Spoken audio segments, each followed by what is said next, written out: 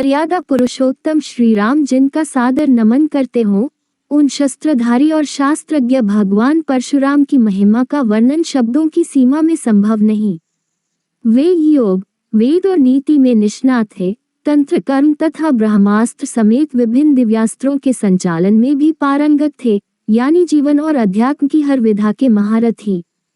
विष्णु के छठे अवतार परशुराम पशुपति का तप कर परशुधारी बने और उन्होंने शस्त्र का प्रयोग कुप्रवृत्तियों का दमन करने के लिए किया।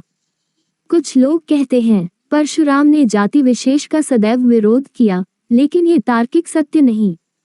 तथ्य तो यह है कि संहार और निर्माण दोनों में कुशल परशुराम जाति नहीं अपितु अवगुण विरोधी थे।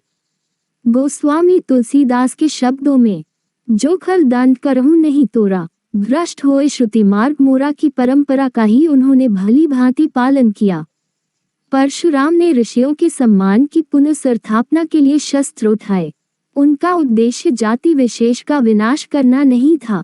यदि ऐसा होता तो वे केवल यह वंश को समूल नष्ट न करते। जनक, दशरथ आदि राजाओं का उन्होंने समुचित सम्मान किया। सीता स्वयंवर में श्री राम की वास्तविकता जानने के बाद प्रभु का अभिनंदन किया, तो कौरव सभा में कृष्ण का समर्थन करने में भी परशुराम ने संकोच नहीं किया। कर्ण को श्राप उन्होंने इसलिए नहीं दिया कि कुति पुत्र किसी विशिष्ट जाति से संबंध रखते हैं, वरन असत्य वाचन करने के दंड स्वरूप कर्ण को सारी विद्या विस्मृत हो जाने का श्राप दिया था। कौशल्या पुत्र राम और देवकी नंदन कृष्ण से अगाध स्नेह रखने वाले परशुराम ने गंगा पुत्र देवव्रत भीष्म पितामह को न सिर्फ युद्धकला में प्रशिक्षित किया, बल्कि यह कहकर आशीष भी दी कि संसार में किसी गुरु को ऐसा शिष्य पुनः कभी प्राप्त न होगा। पौराणिक मान्यता के अनुसार अक्षय तृतीया को ही त्रेता युग का प्रारंभ हुआ था। इसी दिन यानी वैशाख शुक्ल तृतीया को सरस्वती नदी के तट पर निवास करने वाले ऋषि जमदग्नि तथा माता रेणुका के घर प्रदोष काल में जन्मे थे परशुराम। परशुराम के क्रोध की चर्चा बार बार होती है, लेकिन आक्रोश के कारणों की खोज बहुत कम हुई है।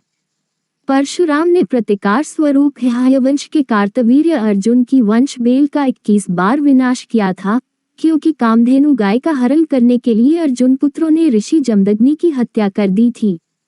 भगवान दत्तात्रेय की कृपा से 1000 भुजाएं प्राप्त करने वाला कार्तवीर्य अर्जुन दम्भ से लबालब भरा था। उसके लिए विप्रवध जैसे खेल था, जिसका दंड परशुराम ने उसे दिया। ग्रंथों में ये भी वर्णित है कि सहस्त्रबाहु ने परशुराम के कुल का 21 बार अपमान किया था।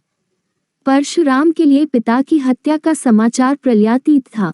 उनके लिए ऋषि जमदग्नि केवल पिता ही नहीं, ईश्वर भी थे।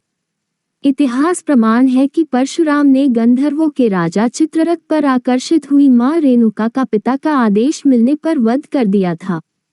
जमदग्नि ने पितृ आज्ञा का विरोध कर रहे पुत्रों रुक्मवान, सुखेन, वसु तथा विश्वानस को जड़ होने का श्राप दिया, लेकिन बाद में परशुराम के अनुरोध पर उन्होंने दयावश पत्नी और पुत्रों को पुनर्जीवित कर दिया।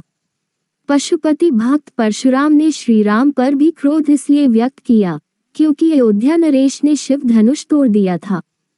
वाल्मीकि रामायण के बालकांड में संदर्भ है कि भगवान परशुराम ने वैष्णव धनुष पर शरसंधान करने के लिए श्री राम को कहा।